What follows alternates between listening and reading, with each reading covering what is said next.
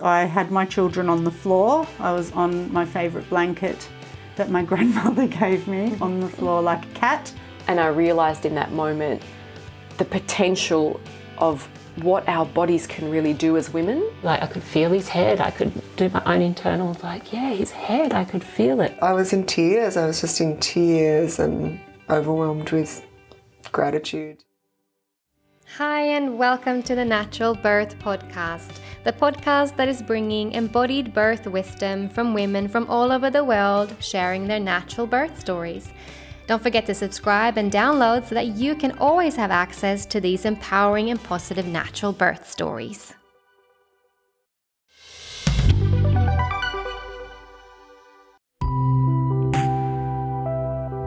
Hi, my name is Anna, and I am the Natural Birth Podcast host.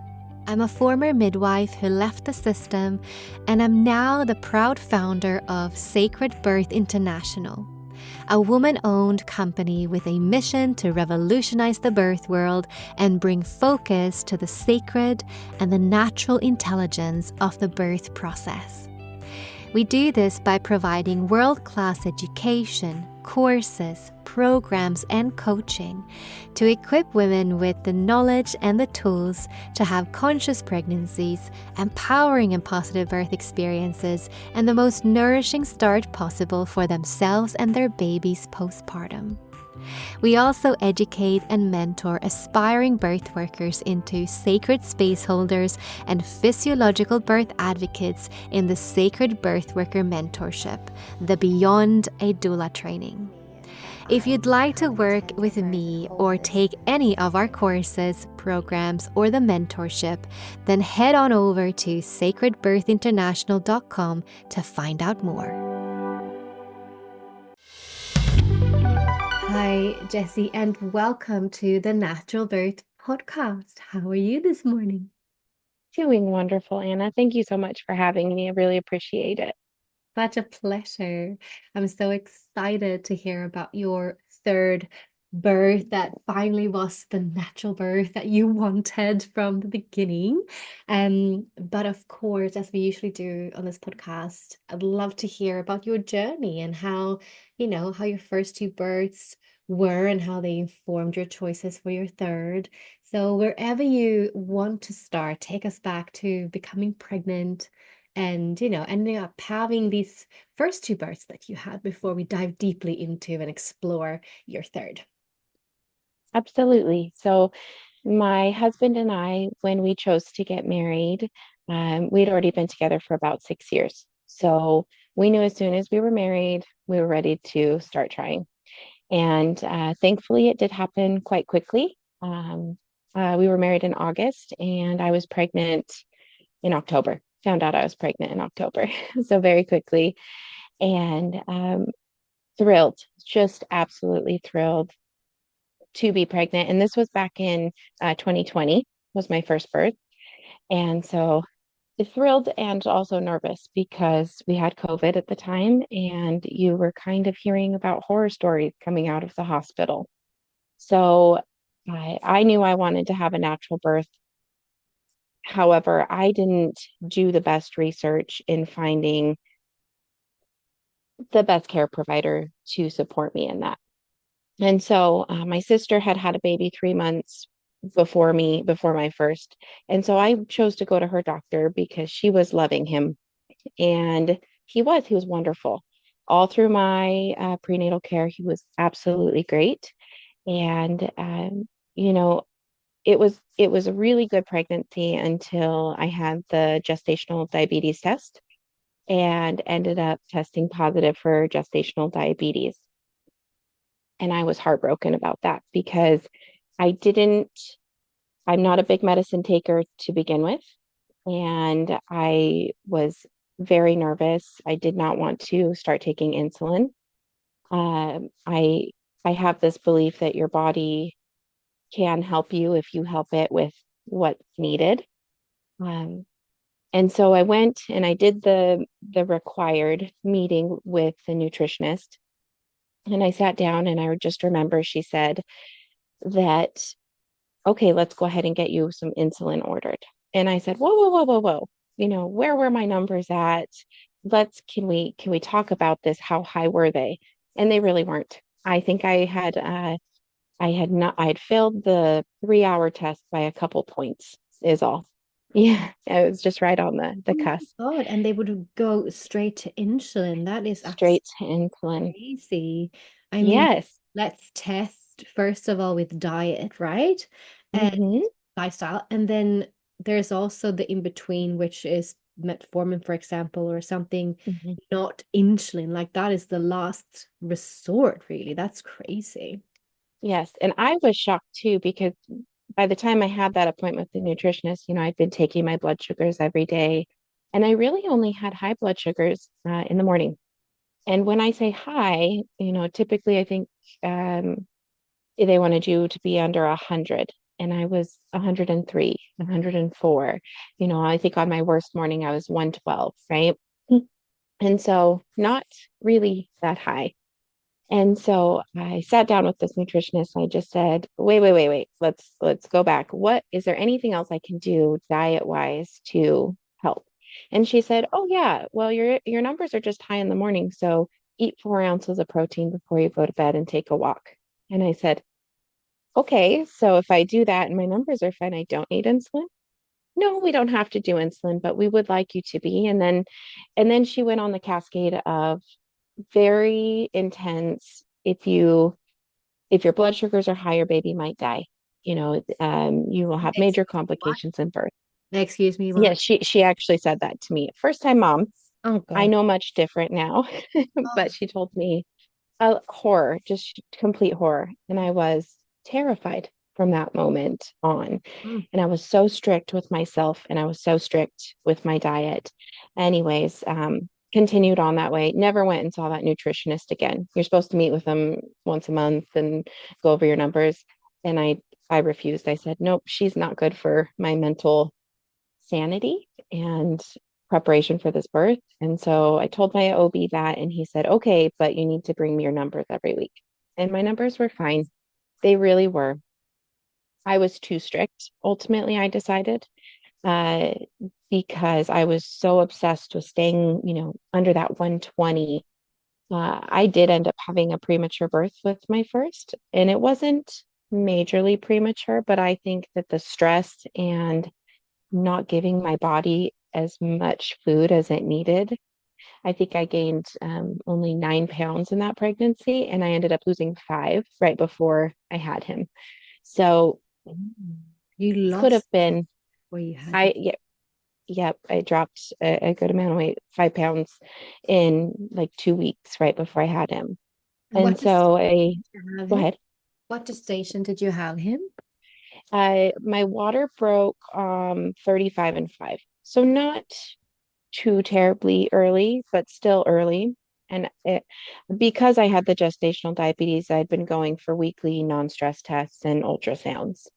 Yes, they were very intense with me. And looking back, I don't understand why, Well, I understand but profit, especially in the it US. is. It's actually profit. They Mhm, want to do tests all the time because it's how they make more money.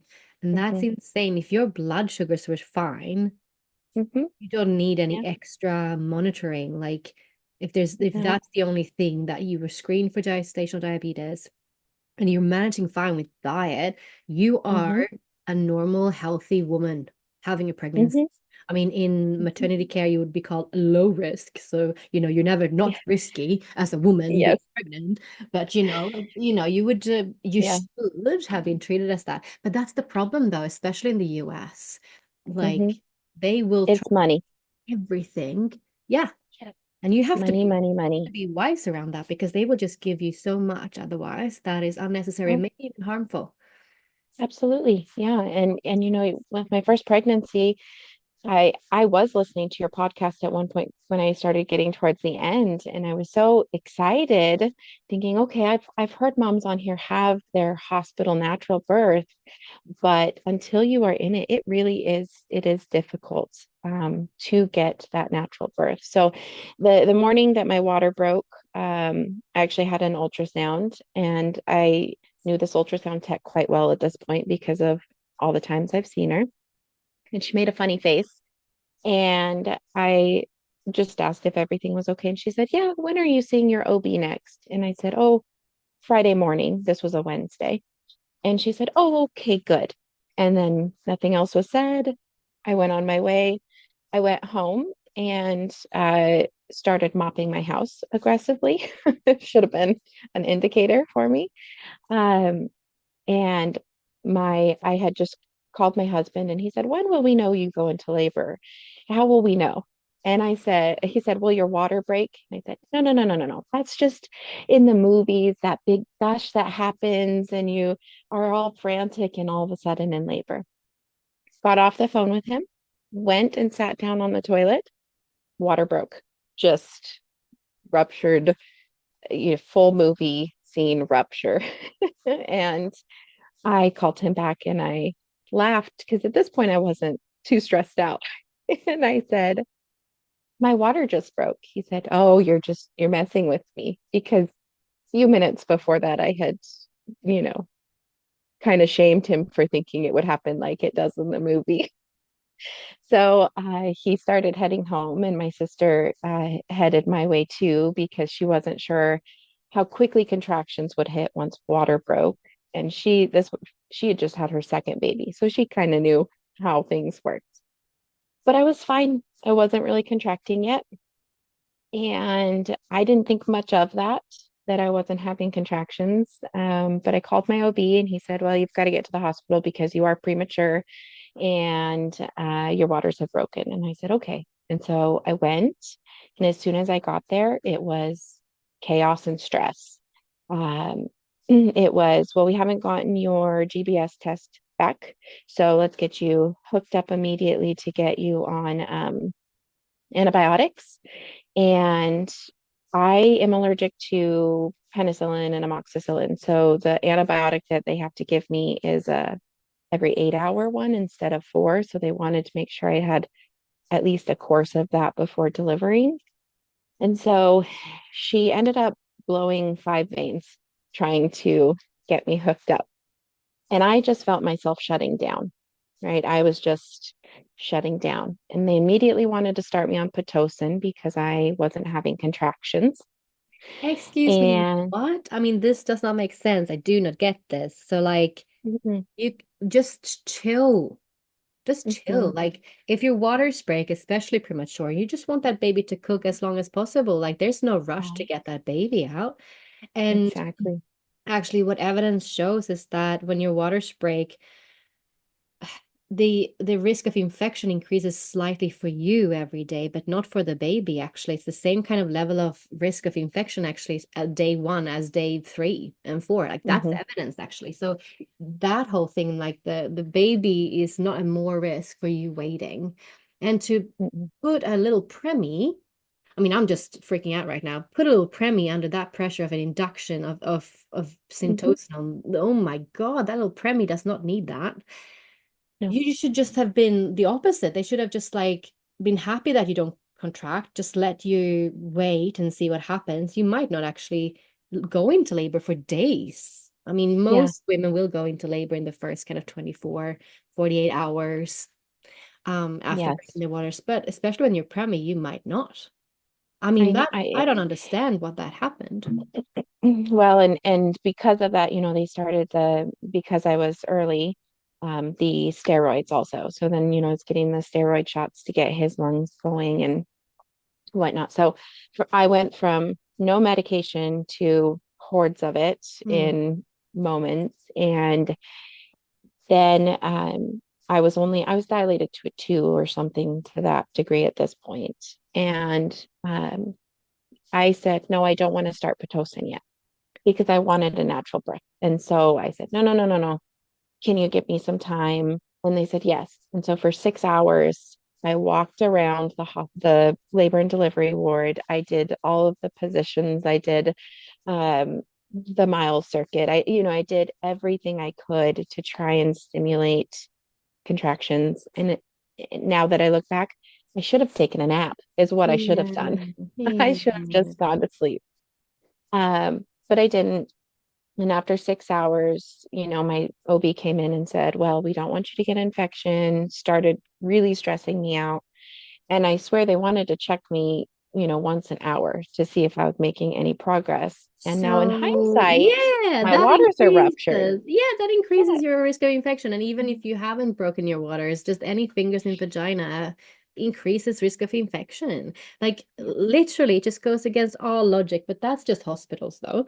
It's just, but Hmm. it still baffles me that it is. Like, it still baffles me Hmm. that this is just like thought as the best way of approaching this. Like, the best would have been to let you be. Yeah, leave me alone. I would have been Just leave fine. me Yeah. alone. Check in again tomorrow, the day after. How you going? Nothing. Mhm. Okay, that's fine. I mean, there's no rush in getting that baby out. It really isn't. Yeah. So after 6 hours, I, was given this conversation about all the terrible things that could happen. And so then I said, okay, go ahead and start Pitocin. So we started Pitocin, and by this time it was getting late. And I was exhausted. I'd just been running around for 6 hours trying to get the baby to engage more so we could get contractions going. So they start Pitocin. I decline the epidural at this point, and I'm on the Pitocin for 6 hours, and they maxed it out very quickly because I wasn't kicking into labor. And Mm. so I was on the max amount for laboring by hour. I think it was an hour and a half or 2 hours. I was maxed out and really struggling through those contractions and no breaks, just couldn't breathe. Was only at a 4 after 6 hours on the Pitocin. And at that point, couldn't relax, couldn't get comfortable. And so I said, no, I need the epidural. I can't get through this. Yeah. And I was tired. It was like 2 o'clock in the morning when I got the epidural. Got the epidural, laid down, thought, okay, I'll get some rest. But they were coming in every 30 minutes and moving you and turning you, and baby's heart rate starts to drop. So they're moving and flipping and doing it's not rest, and finally in the morning, my OB comes in and it's 8 o'clock, I think. And the nurse had checked me a couple minutes before and she said I was an 8. And I said, okay, well, we're getting there. And then the OB came in 2 minutes later, checked me, said, nope, you're at a 10. It's time to push. And so I said, really? Because I was just at an 8 and I've been very slow to progress. And he said, well, that can happen. And I said, okay. No, I, didn't know, couldn't feel much at this point. So started pushed for 4 hours and was pushing with all my might. And he kept crowning, starting to come out, head would go back in, crowning, back in over and over and over again for probably 3 of those hours. And then my temperature started to spike and they started threatening a C-section. And so I heaved that baby out. I mean, I pushed with all my might because that was the last thing I was going to do was have a cesarean for my first birth. And I did. I finally got him out, and turns out he was face up. And while I was pushing, I kept asking, "Can I sit up? Can I move?" And they said, no, no, no, no, you're in the best position for pushing. No, stay laying down, stay laying down. And I said, well, can I use the squat bars? Because they have attachments for the beds and you can, and all it would have taken was them, helping me up a little bit. And I could have gotten him right out if they would have done that because he wasn't in a good position. But the whole time I was laboring, I was very frustrated because the doctor and the nurse knew each other.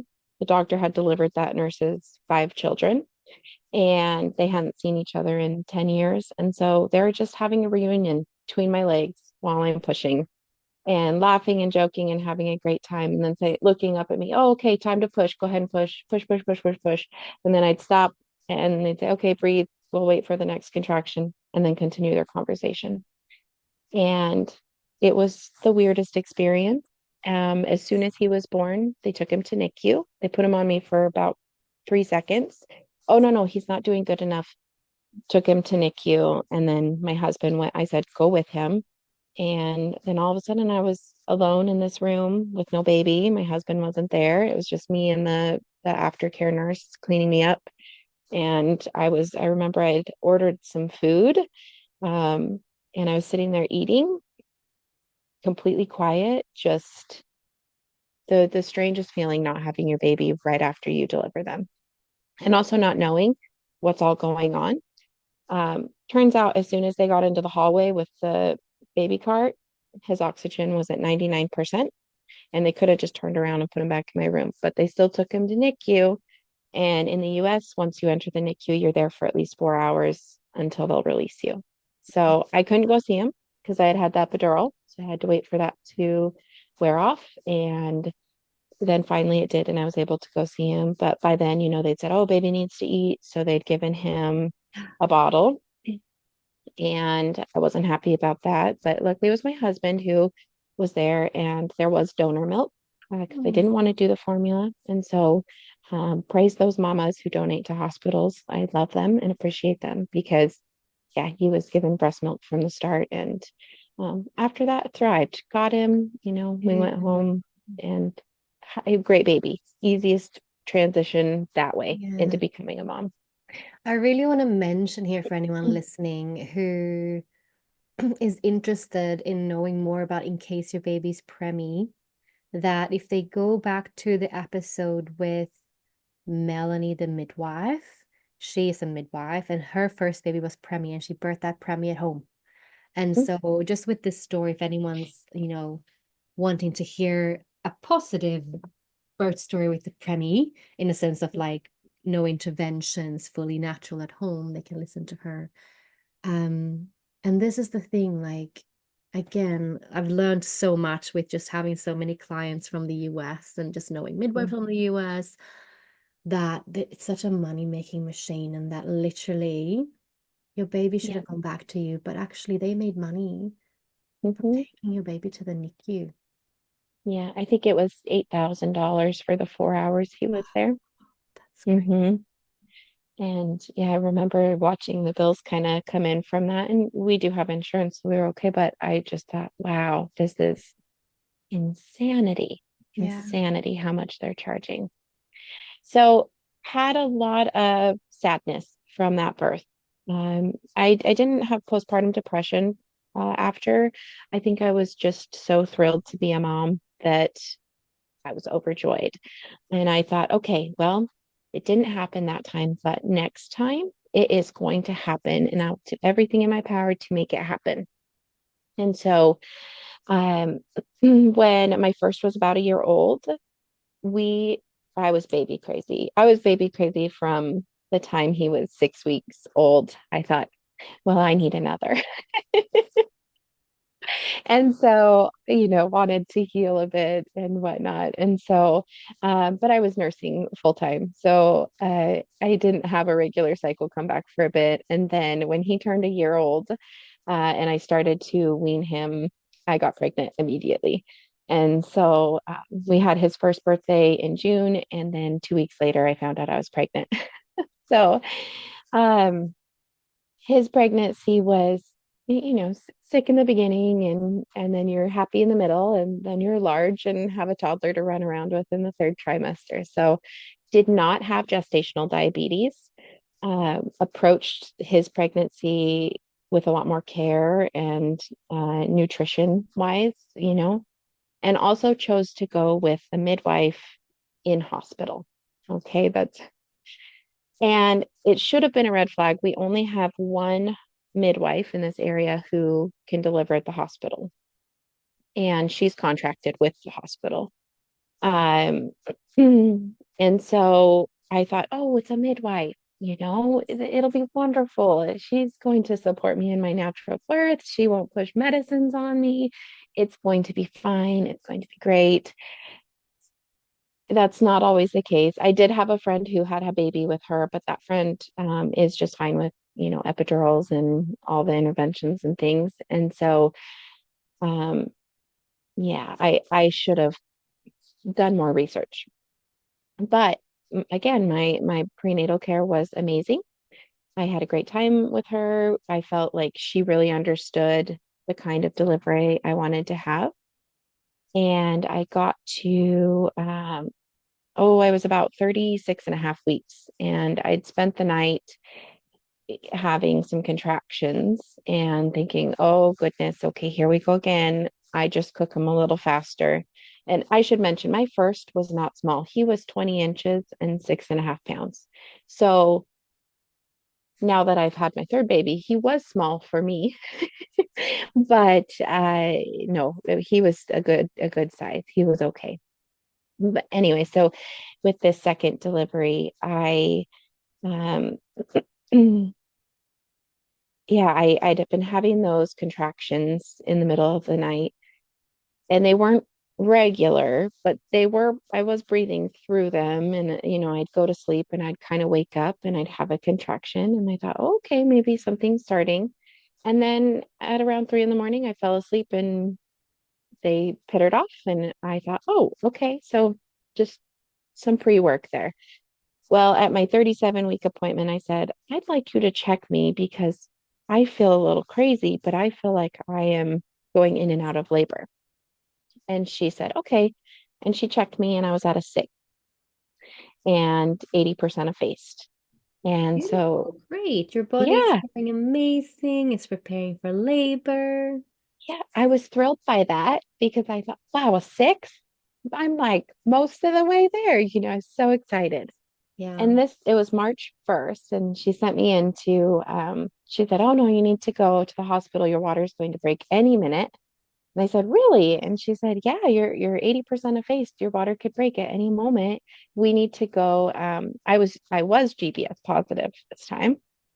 Uh, and she said, okay, we need to go start that antibiotic drip that takes every 8 hours. And then hopefully by, the first course, you finish that and then you'll be in labor, active labor. And I said, okay. And I was really dragging my feet, not wanting to go in.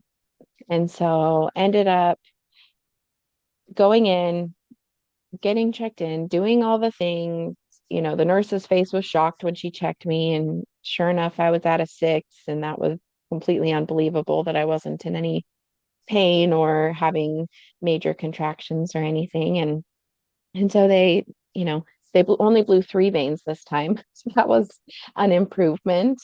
And I told the gal, I said, look, I've got crooked veins. You need to just use a vein finder or use this spot or this spot. She did not listen to me. Hmm. And, Big she mistake. knows better. Always listen to the woman. That's crazy. So spent about 15 hours at the hospital and kept declining Pitocin. And the midwife came in and she said, well, we've got to get things going. And I said, you know what? We don't. I'm only 37 weeks. Baby's been monitored this whole time. He's doing fantastic. I'm going to go home. And so I did. Good on And you. yeah, I left. I said, I'm out of here. And so on March 20th, I think it was like my 39 and a few day appointment. Um, yeah, it would have been 39 and 5, I think. And So so I almost went in. 3 weeks later. Mm-hmm. Okay, so everyone listening, like this is the thing, dilatation tells us nothing. Mm-hmm. Some women could walk around being 3, 4, 5, 6 centimeters without knowing it. And yes, maybe having some of that prodromal labor or Mm-hmm. just your body doing its thing, right? Yep. And not until you're ready, you're ready. Yep. And so prodromal labor, I now know that's how my body does things, and it's okay, and to just trust in it. But so I got to 39 and 5 and still hadn't gone into labor. And my midwife sits down and she says, I'm really worried about your baby. And I said, okay. And she said, you've been contracting on and off and fairly consistently for 3 weeks now. And I'm worried he's not going to tolerate labor if we wait any longer. And then she started talking about aging placenta, which I didn't buy much into because I don't necessarily believe that's a thing until you're talking about 42 weeks and on. And even then, every woman is different. Holy So, smokes. Is she even yeah, a midwife? I wonder if this is truly a midwife. She does not sound like a midwife. This is crazy to me. yeah, she's now I know she's a very medicalized midwife. So she's fear mongering me is what's happening. And I want to do what's best for my baby. So I say, okay, I'll go. And she said, all we'll do is we'll break your water. And I'm sure as soon as we break your water, bada boom, bada bing, this baby will be born because you're already so dilated and effacement is, I think it was 90% at this point. And so I said, okay, but first we need to get 8 hours of antibiotics in you because you're GBS positive. So I said, okay, drug my feet again, went and had a very leisurely long dinner with my husband, and then got my little one settled in with my sister and went to the hospital. And got to the hospital, they got me hooked up. I had my 8 hours and then she of antibiotics, and then she came in to check me and said, okay, well, we can't break your water because baby has disengaged out of your pelvis a little bit. And so let's start Pitocin. And I said, well, I really, really don't want Pitocin. And at this point, I just broke down in tears because Pitocin is pain. I associate the two as pain. Yeah, it is. And I just did not want it. And she said, look, your water isn't broken this time. And so the Pitocin's not going to be as intense or as extreme for you. And then, it's the fear mongering. We've got to get this baby out. You're almost 40 weeks. You're, yada, yada, yada. And so I finally said, okay. And she said, it's okay. You can mourn the birth that you aren't going to have. And I said, well, I am mourning the birth that is going to be unmedicated now. And I was pretty upset. And they started the Pitocin. And honestly, I was okay. She said they were just going to put me on a small dose and see if that got contractions to regulate. Of course it didn't because my body wasn't ready to be in labor. So I ended up maxed out on Pitocin again. And then she said, and I declined the epidural, and things were going quicker this time because I was, second baby and had already progressed to a 6 by myself. And so she comes in, she says, let's go ahead and break your water. And I said, okay. So she does, and he tries to slip his hand out. And I didn't know what was happening right in the moment until she told me, but she was manually putting it back in. And that is very intense when you don't have any pain management happening and you are on these synthetic hormones. It was very, very intense. And so she's pushing his hand, trying to keep it in so that I don't have to be rushed to an emergency cesarean. Oh, she Um, is a walking liability. That is just absolutely there was nothing wrong with you or your baby. Zero, zero, nothing. They should have no, left you to be there's no pathology here, but they are finding pathology and they're creating it. I mean, this is what happens though in hospital all the yeah, time. It's absolutely. insane to me the amount of risk they're putting babies and mamas through because of the perceived idea of risk. That is not even Yes.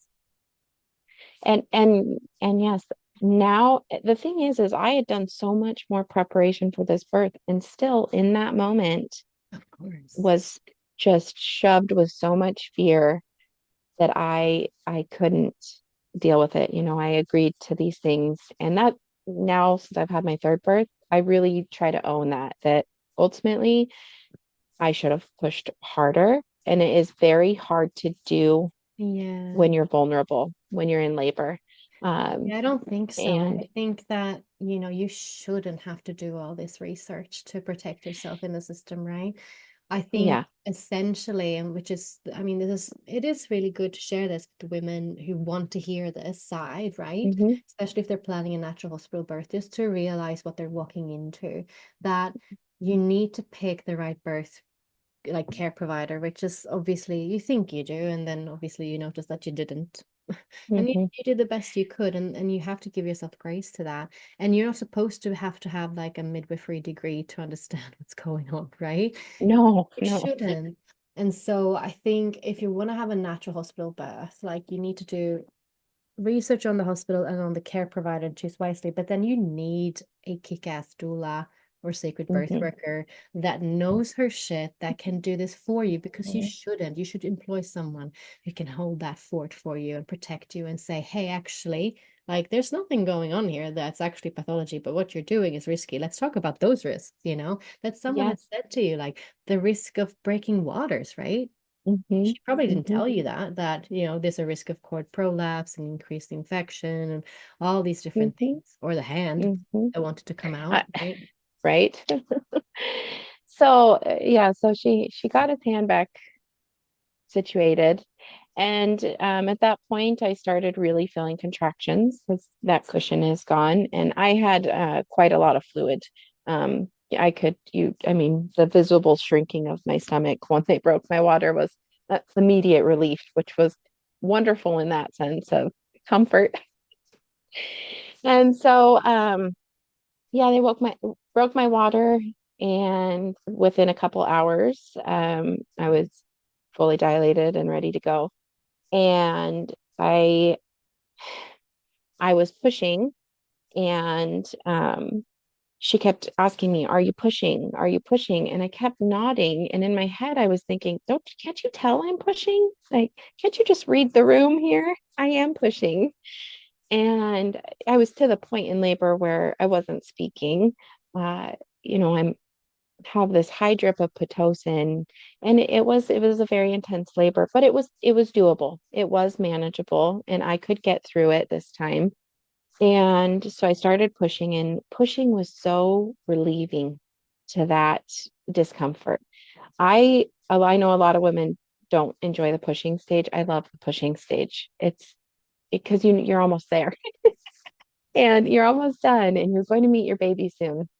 And so I was pushing, and I only pushed for about 5 minutes, and he came out. But I remember, I believe his head was out, and the nurse was holding down my arm, and I kind of realized it as I was pushing him the rest of the way out.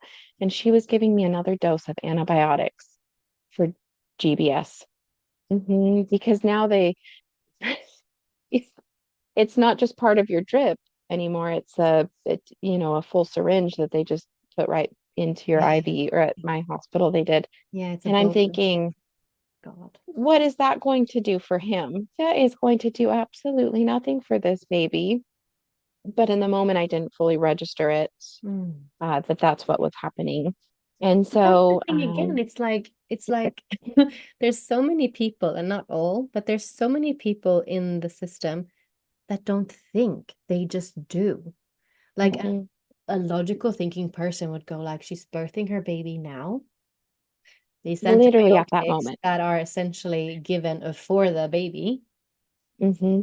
It's not like, but she doesn't stop and do that. She just goes, it's 8 hours Hmm. on the dot. I'm just doing my job. Hmm. Like, it's insane to me that there's so much Hmm. not thinking people in the Yeah. system. Yeah, Yes. No logic whatsoever. insane. And I thought, well, are they just trying to get that in to get the last bit of funds out of me? What is this for? And so my husband was shocked too, because he saw it happening, and he said in the moment he almost said something, and I said, yes, you should have. You should have said something. You should have said, quit, leave her alone. But in that moment, his baby was also being born. He is watching his baby being born. And so he came out, and the cord was wrapped twice around his neck. He was perfectly fine. Pink, bright baby, not an issue at all with his cord being wrapped twice around his neck. Um, and I got him to my chest and was kind of, breathing. And then within 5 minutes, she maxed out my Pitocin. And she called it a 999 or something like that, which is the quickest the drip can be.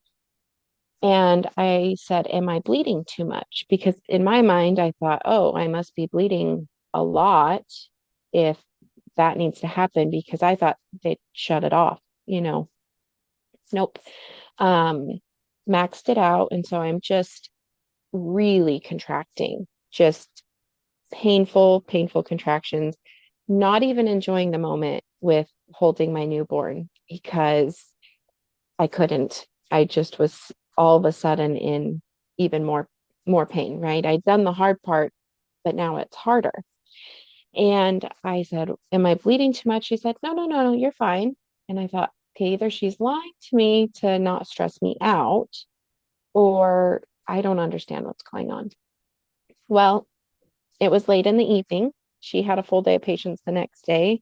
It's around 11 o'clock. And I think she wanted to get things moving with the placenta. Yeah. And we did delayed cord clamping with him, but she had very roughly, kind of panicked and taken the cord off his neck super quickly.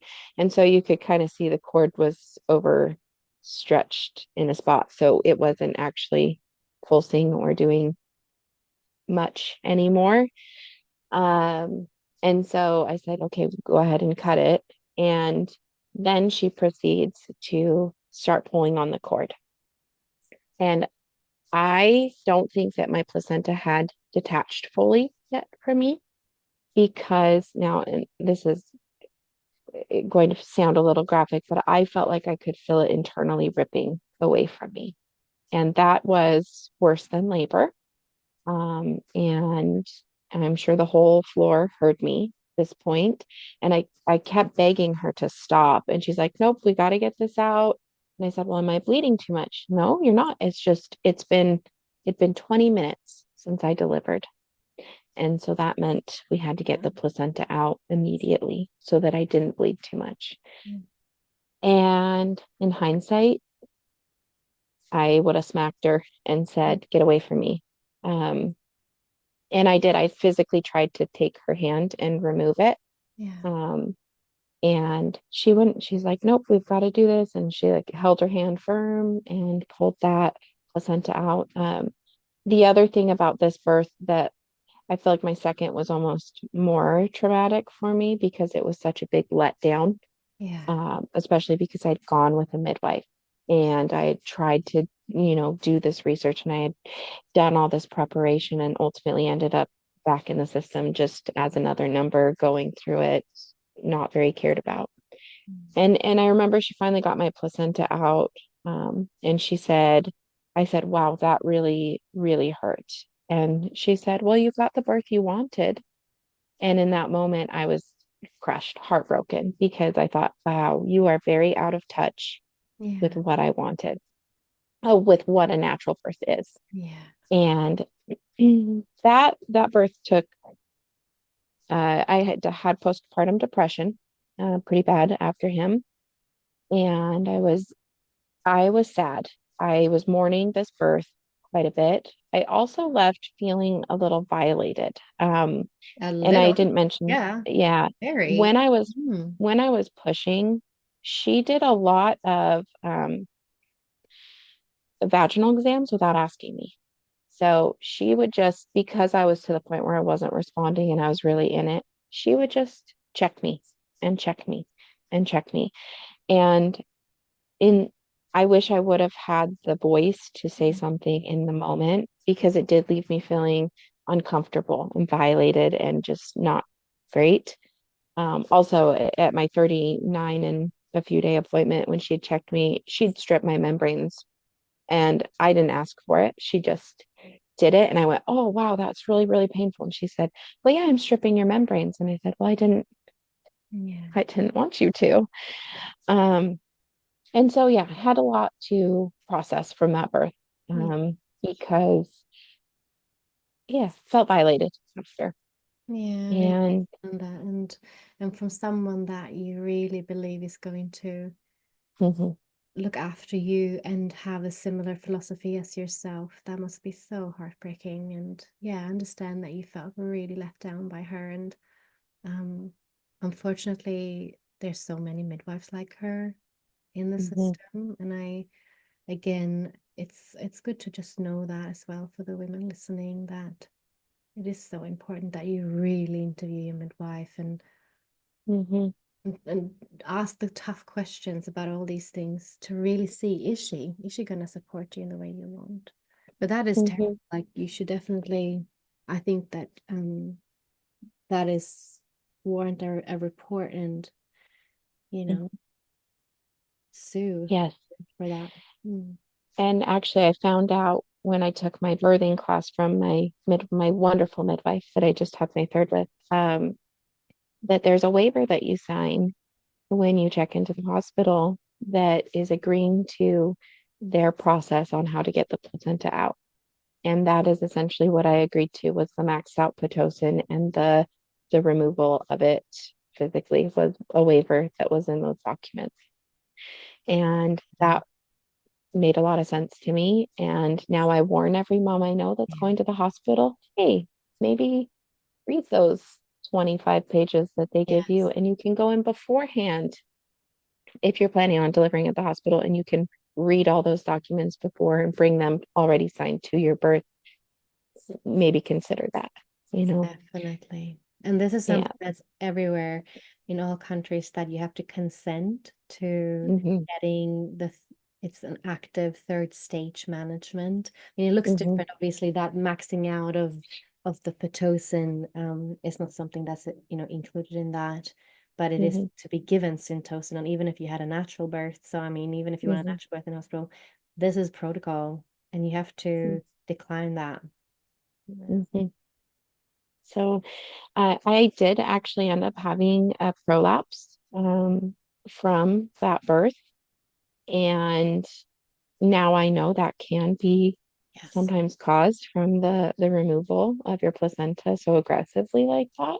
Yeah. And so I had a rough postpartum. I had that prolapse I was dealing with.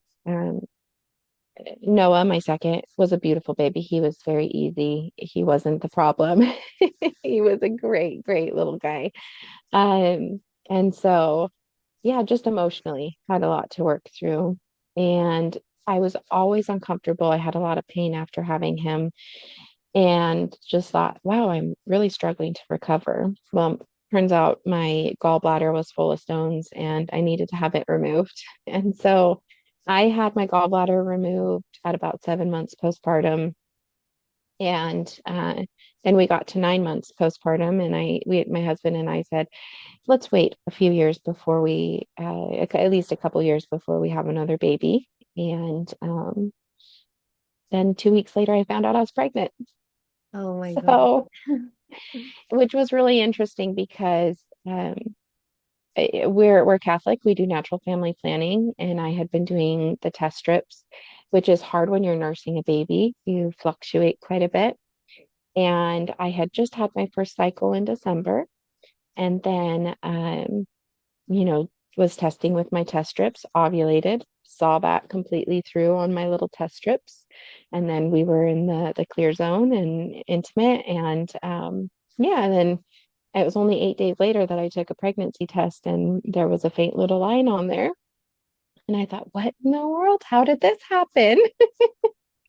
But I have ultimately decided um, I think I ovulated twice as my cycle was trying to re-regulate while nursing, is what I think happened. And so that's okay, because while I wasn't in the moment, I didn't feel mentally ready to have a third baby. I had to process his pregnancy. There was some doubt. I also had not done the proper healing from that birth yet. And so I felt a panic, um, and got to a point where I said, I have to embrace this. It's going to be okay.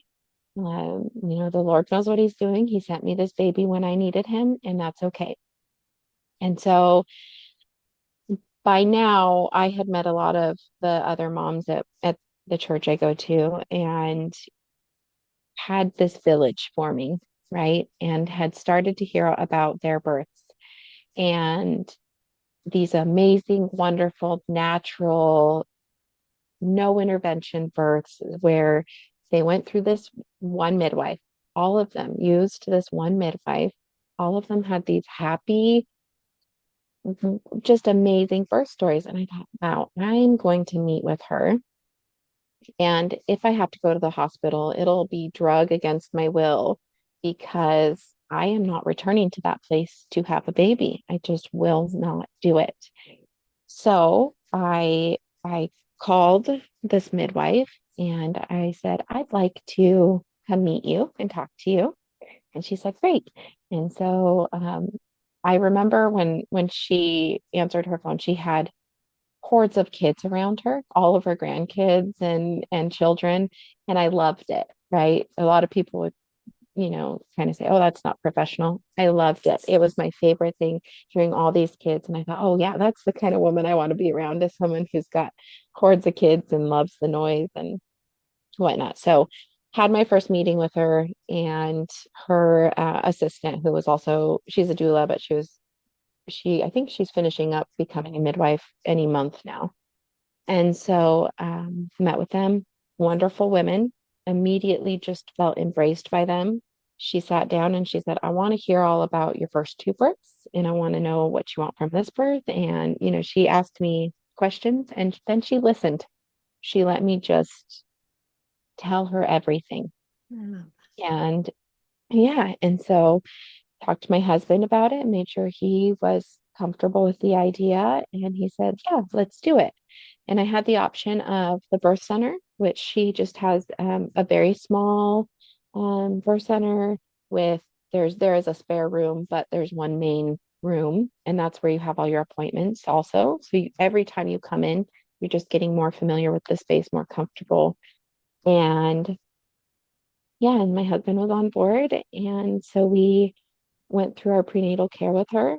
And the best part about my prenatal care was I'd call her or I'd go in and I'd say, "Oh, I'm, super nauseous, or I'm this, or I'm that." And she'd say, "Okay, I've got, this herb we can try, and I've got this, and I've got some tea. Let's try this tea." It was never, "Let me prescribe you XYZ." It was never, "Go take, some Tylenol." Never. She always had some sort of natural thing we could try first. And you know what? It worked. It always works. And I was still breastfeeding my first baby while being pregnant. And I kept getting sick back to back to back. I'd be sick for a week, I'd be okay for a week, I'd be sick for a week, I'd be okay for a week. And it was getting exhausting. And when I got to about 21 weeks, I wanted to wean him, and I was trying to wean him, and he didn't appreciate that. But it started to improve. And during that time, she said, "I want you to go." I'd been really sick. She said, "I want you to go get a vitamin IV." And there's this little place in town that's part of a chiropractor clinic. And she sent me in there, and it was amazing. It was just a bunch of vitamins that I got filled with that were great. And I felt so much better just giving my body that support. And so it was care like that that I thought, okay, she's different. I've gotta start trusting her. And that was the hardest part, was, how do I trust this person who's telling me everything I want to hear? Everything's lining up for this great birth. But when we get to the moment, is everything going to fall apart again? And I told her that. We worked through it. We talked a lot.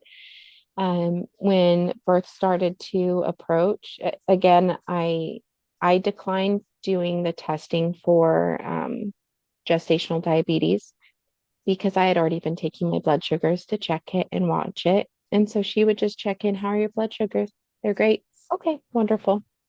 Um, and I declined testing this time for GBS, to see if I was GBS. I was not going to do antibiotics. She could administer them if I wanted them, but I didn't. I didn't want to be hooked up to anything. I just, from all my births, that was what I hated the most, was an IV hanging here and a pole that you have to move, and there's just stuff and things, and couldn't stand it. So just wanted to be me, right?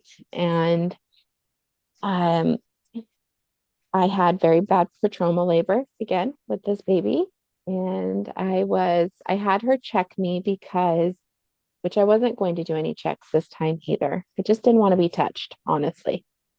And I had her check me because I think my husband, he works about 45 minutes away. This is a third baby. I do have that prodromal labor where I am pretty far in labor, and she was worried I was going to be a quick birth.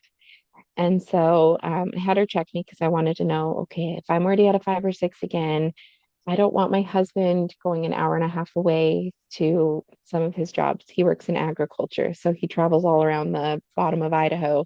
And I said, okay, yeah, he can't be that far away. So she checks me, I'm at a 5 and I'm 90% effaced.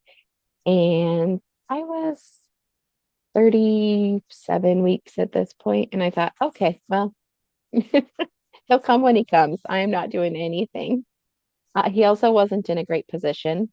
And so I kept doing the mile circuit just to get him to stay where he needed to be. Um, anyways, ended up going to 40 weeks and 2 days, I believe it was. And it was a beautiful Sunday morning. We'd gone to church, we'd had gotten some breakfast, we came home, we put the other two down for naps. And then my husband said, I'm going to go outside and do some yard work. And then a few minutes later, he comes in, he said, do you want to come sit outside with me while I do yard work? I'm just raking. And I said, sure. So I grabbed a book and a cup of tea and went outside. And he'd had a nice little one of our patio chairs set up for me under a tree in some shade. And so I sat down and I was reading and we were chatting and just really enjoying the day.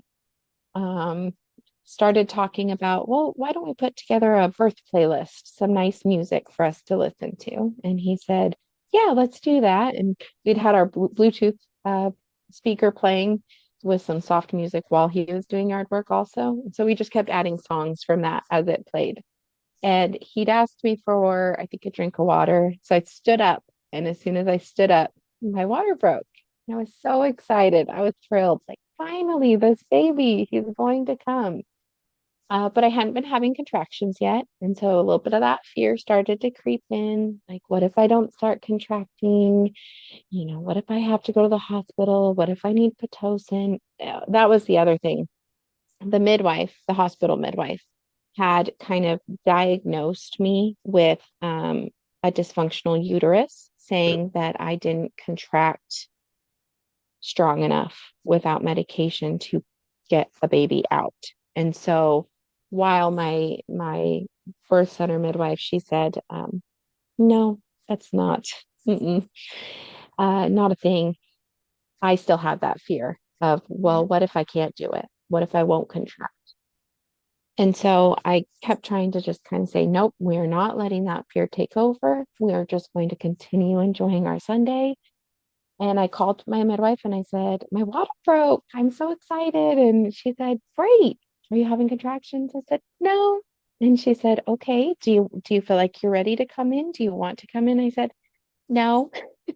And this was 3 o'clock, 3 p.m. on a Sunday. I said, I'm going to eat some dinner and we'll just see if things start picking up and I'll let you know. And she said, great. If we get to 24 hours, she's got a little midwife tea brew that she'll make for me if I'm ready to start trying to get things moving. But if not, we're okay. And I said, great, no pressure.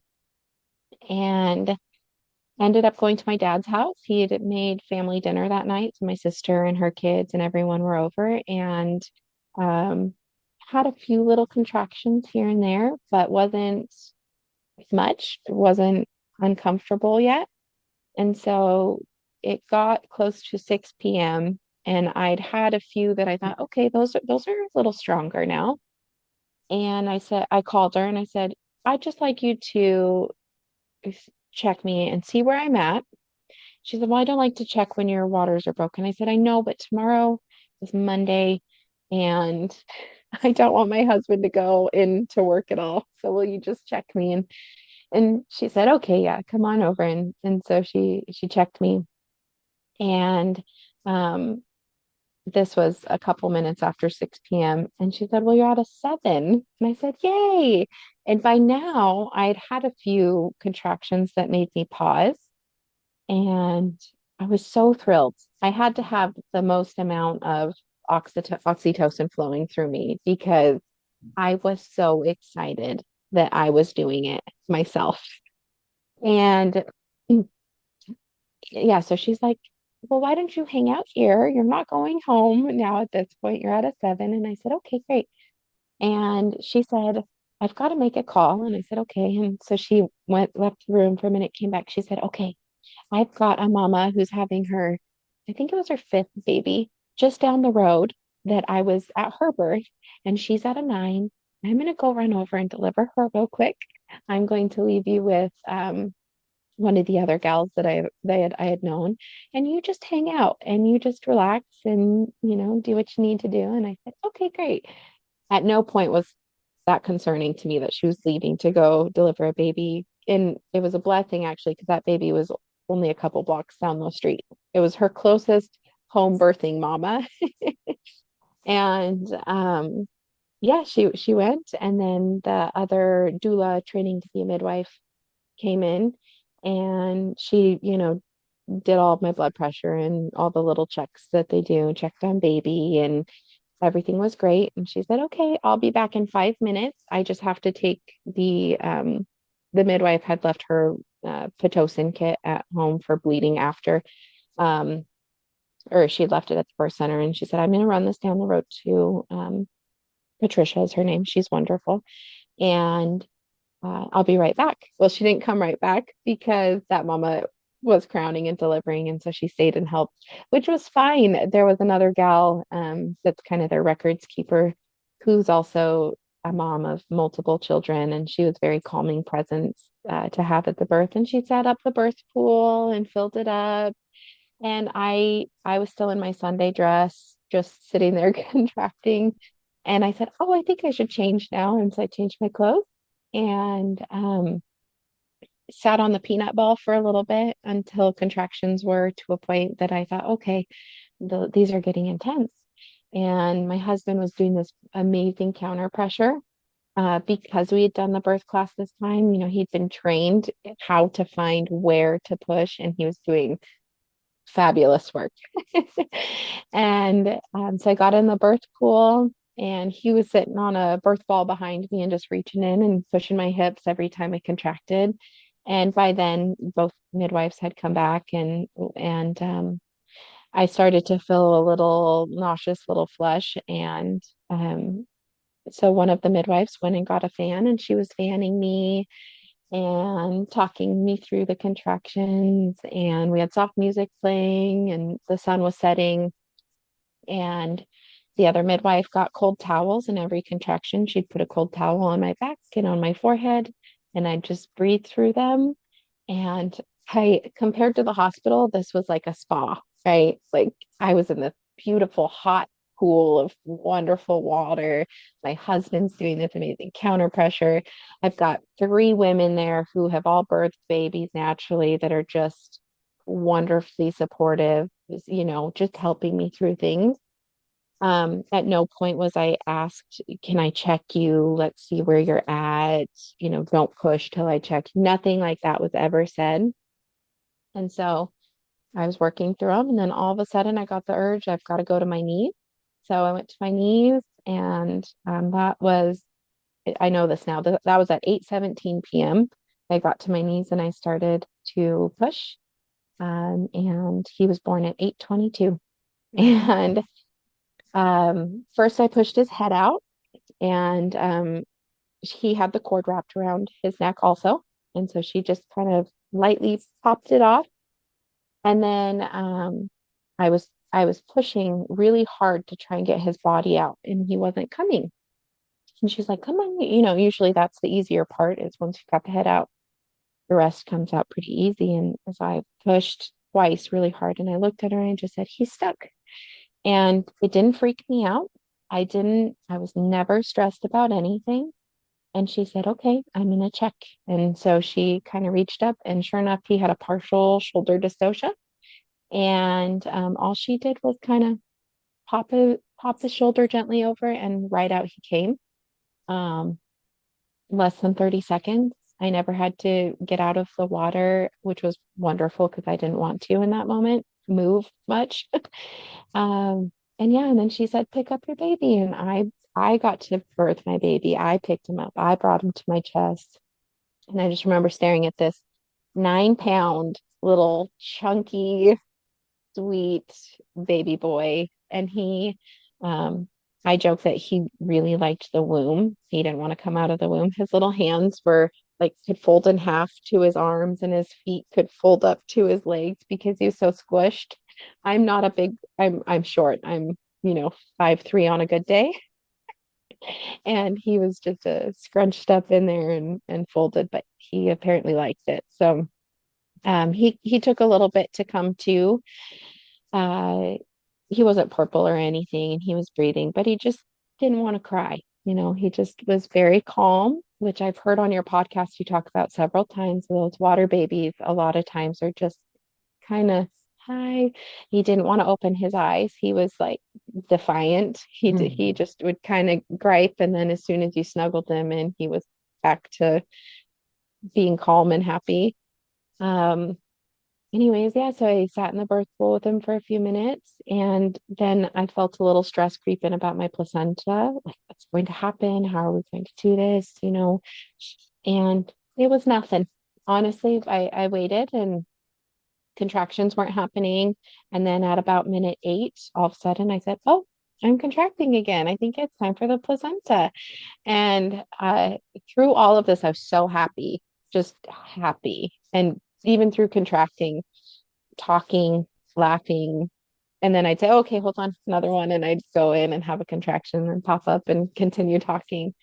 Um, but yeah, so I delivered the placenta with ease. It just comes right out if you just let it be. And yeah, that was really neat. My midwife, she showed us, she's like, "Oh, how it wraps itself up in its own nice little bag and keeps things clean." And she showed us the amniotic sac, and then she tied a knot in the cord and said, "Look how, you don't have to worry about the cord wrapped around the neck most of the time. This is how easy this flows. I put a knot in it and it's okay." That was neat to see. And then I they asked if I wanted to get out of the birth pool. My bleeding was fine. And I passed the baby to my husband, and then they showered me off with peppermint wash and cleaned me up and toweled me off and wrapped me in warm blankets and put me in the bed and, let me sit there and snuggle my baby for a couple hours before they checked me, before they were worried about anything. They just kind of peek in on my bleeding, make sure it was okay. And it was. And so we just stayed there and snuggled. And this was the first time that I got to have that beautiful, uh, immediate love and happiness and just overwhelming hormone that just floods you, right? It was amazing. And yeah, so ended up having a pretty good tear, which I'm not surprised. He was a bigger baby. I pushed him out very quickly. And he had that suck shoulder. So I think the extra presence of a hand, helping, which honestly, a shoulder dystocia in the hospital would have been handled a lot differently. So the tear, nothing. And I didn't even feel it happen. I never have gotten the ring of fire, which I feel blessed about because I know a lot of women talk about how intense that can be. Um, but yeah, I didn't even know that the tear had happened, and it was pretty significant. It was a second degree, kind of bordering a third, and she was still able to stitch me without having to go elsewhere. And so I remember being more scared about the stitches than I was about birth, which is funny. But she stitched me up and just laid in bed snuggling my baby. They made me some food and yeah, just left us alone and then came back after a couple hours and did some checks on him and checked my bleeding. And uh, we got to go home a few minutes before midnight. So it was 6 hours, and then I was home in my bed snuggling my new baby. And my second born had actually woken up and come up to bed with us too. And so he was shocked, baby, and so excited about this little tiny baby brother that was all of a sudden there. So it was beautiful. It was perfect. What a beautiful redemptive birth. And like throughout your whole story, like it just, I really hope that it really ingrained in you the knowing that you can birth babies and that your first and second like had you not been meddled with, had also just you would have birthed both of them fine Mm-hmm. on your own, you know. Mm-hmm. And Yeah, I fully know that now. mm, Just, hey, I bet I was days away from giving birth to my second, right? And yeah, I could have just had this. I mean, honestly, Anna, from the moment with my third that I actually felt a contraction that made me pause to having him was 2.5 hours. I mean, 6 to 8:22. That was his birth, and it was amazing. It was amazing. yeah, So definitely know, trust your body. You can do it. It is possible. You've got to shut out that noise mm, and look within and just say, okay, I'm doing this. I can do this. I yeah, think that's during labor, the the contractions, I wouldn't ever call them painful. With Pitocin contractions, I call those painful. The contractions I had naturally, I didn't think of them as painful. Um, and every time I would have one, I just was so excited because I thought, look, I'm doing it. I'm doing it without this medicine. I'm so excited. And yeah, that definitely having all that natural oxytocin, I think helped a lot during birth. yeah. Yeah, I was excited. And it sounds like you are, you know, one of these women that are just blessed with that, Yeah. you know, you do a lot of work in secret, in a sense, like Mhm. you, right? And all you needed was someone to hold space for you to allow you to just do what you were designed to do, which you so beautifully did with your third, which you have would have done with the first and the second. I believe with the first one too, you know, just if you had just been left well alone, you might have just Mhm. gone for days or a week with open waters, and then just when your baby was ready, would have birthed itself. Yeah, I fully believe that now too. I think the reason once I got to the birth center this time that I started contracting is I knew that's where I was birthed, going to have my baby. I was safe. Yeah. I was around these women that I knew were just there to support me, to let me have my baby and to support me if needed, right? And that's a big difference from with my first, when my waters were ruptured. I went into a space that did not hold me, was terrifying. And I just shut down and wasn't contracting, couldn't progress. So seeing the stark difference between both having my water break, but being cared about and welcomed versus scared and shamed and worried, is just a big difference. Yeah. Mm. And the postpartum stage for this baby's been very happy, very easy. It was an easy transition for me to go from 2 kids to 3 kids. I have a 3-year-old, a year and a half old, and a 8-week old. And I was very nervous about that because it's a lot of little kids. And this third one wasn't planned. But he's been a huge blessing. And I didn't cook for almost the first month. It was 3 weeks straight because I just had a huge village around me this time. I had a meal train. I did with my second too, but I had even more friends this time that brought food, and it was every single day someone would just leave it at the door, drop it off, and my family was fed. I didn't have to worry about anything. It was amazing. Beautiful. Hmm. So if you had a first-time mama in front of you right now who's about to have her first baby and she really wants to have a natural and empowering birth experience, what advice and pearls of wisdoms would you give to her? I would say question your provider as much as you want to. A lot of times we get white coat syndrome where they're the professional, they went to school, birthing a baby is not a sickness, and you should trust yourself. And in doing that, if you have these questions, tell your provider, ask your provider, and keep asking and keep demanding these things that you want out of your birth. That's the only way we're going to make change happen, is by really saying, no, you do not control this pregnancy. You do not control this birth. I do. And you are just here to support me. So I would just say, ask those questions. If you have white coat syndrome, write them down. Write them down before you go to your appointment. Have your partner hand them the question. Have your partner ask the question if you feel too nervous. But really make sure you know who you're getting and what kind of deliveries they do, because it makes a huge difference in your birth. Yeah, absolutely. And I think also that if anyone says that they deliver babies, they are not truly a midwife, because midwives don't deliver babies, women birth them. Mm-hmm. I think Yeah. that's also so important to listen to language, because it tells you kind of their philosophy. If someone is, believing that they are doing things, they're just there to support in case of, and they're there to hold space. Yeah. And I do feel,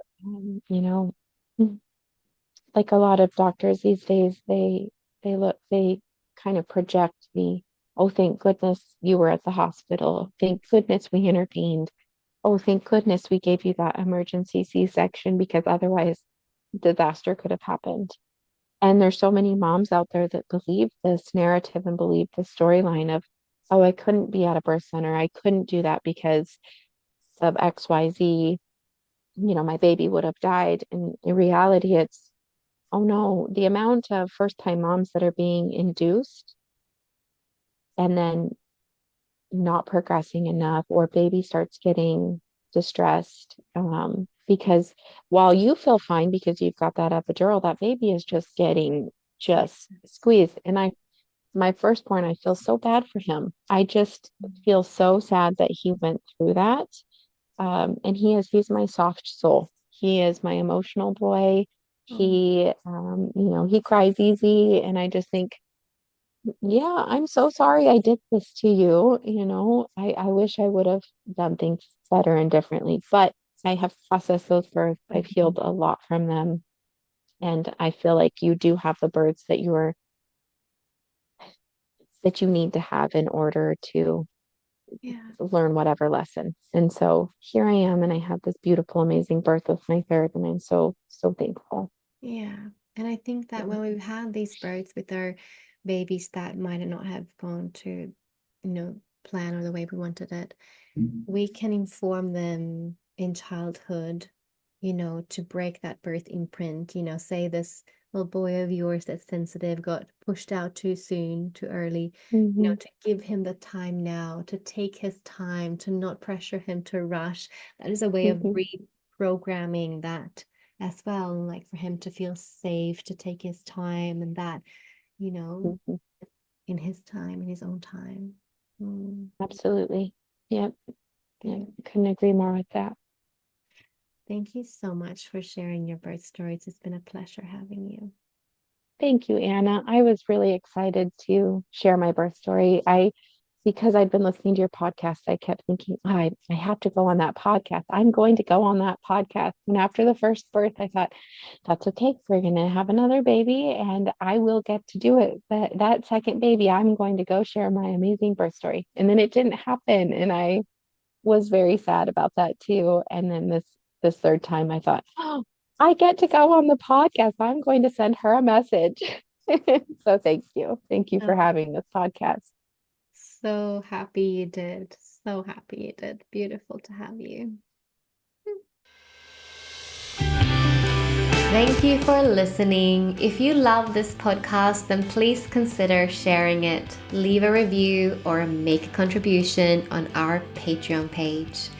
And if you want to connect on social media, then find the podcast on Instagram as The Natural Birth Podcast. Thank you for listening.